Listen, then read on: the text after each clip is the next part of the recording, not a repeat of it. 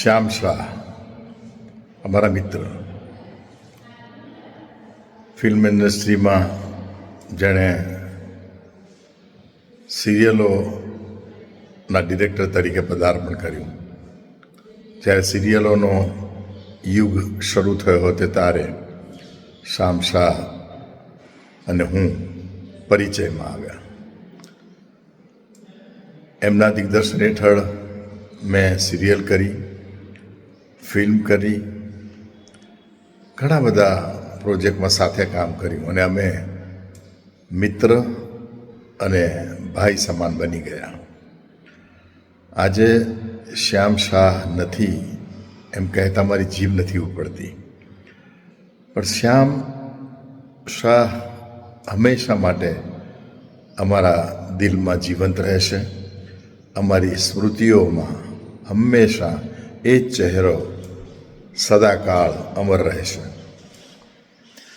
શ્યામ શાહનો પરિચય મને એમના સગા ફોઈબા એટલે કે પૂર્વ કેન્દ્રીય મંત્રી સ્વર્ગસ્થ ઉર્મિલાબેન ચીમનભાઈ પટેલ, જે મને દીકરાની જેમ રાખતા, એમણે મને કહ્યું કે મારા ભાઈનો દીકરો છે આ શ્યામ, આ લાઈનનો જ છે અને તમે એની સાથે કામ કરો, એના કામમાં મદદરૂપ થાવ. બસ ત્યારથી જ અમે પાછું વળીને જોયું નથી. ઘણા બધા નવા કલાકારોને તક આપી.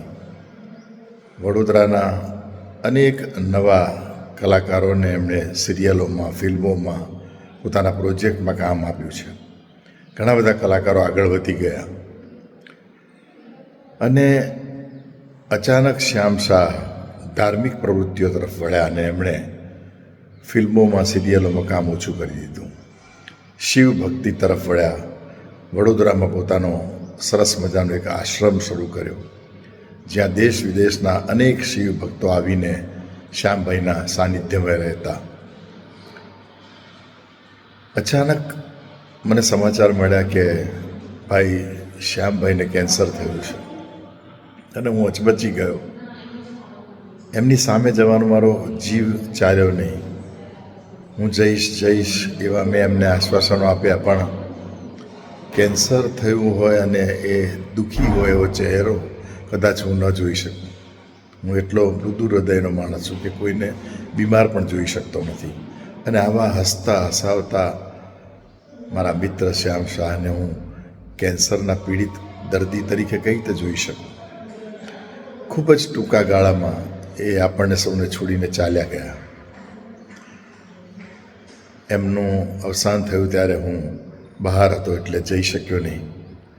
હજી પણ મારું મન એમના દીકરા અને એમના પત્નીને મળવા માટે માનતું નથી. કયા મોઢે હું આ વાતનો સ્વીકાર કરીશ કે મારો મિત્ર, મારો ભાઈ શ્યામ રહ્યો નથી? બસ એમની વાતોને વાગોળું છું, યાદ કરું છું. પ્રભુને પ્રાર્થના કરું છું કે દિવ્ય આત્મા જ્યાં હોય ત્યાં એમને ચીર શાંતિ બક્ષે. શ્યામભાઈ, તમારા જેવા મિત્રો બહુ ઓછા મળશે જે કાયમ હસતા રહ્યા. છેલ્લે મને એ વાતનો આનંદ છે કે હું એમના દીકરાની એક ટેલિફિલ્મમાં અભિનય કરીને આવ્યો. મારા ઉપર જ આધારિત એ ફિલ્મ હતી. 3 દિવસ એમના ઘરે જ રહ્યો. ખૂબ મજા કરી, ખૂબ વાતો કરી, જૂની વાતોને વાગોળી, દીકરાને આશીર્વાદ આપ્યા અને દીકરો નામ રોશન કરે એવો સરસ મજાનો ડિરેક્ટર છે, રાઇટર છે, ક્રિએટિવ છે. પ્રભુને એક પ્રાર્થના કે મારા શ્યામભાઈ સદાય એમના દીકરાના રૂપમાં જીવંત રહે. ઓમ શાંતિ. સિને સરિતાના પ્રાયોજક છે Ruku herbal products, gold hair oil અને ડાયમંડ મસાજ ઓઇલ. સવારની લહેજત, ગરમાગરમ ચા અને વ્રજકિશન ભૂમિ અખબાર. વ્રજકિશન ભૂમિ સિને સરિતાના મીડિયા પાર્ટનર.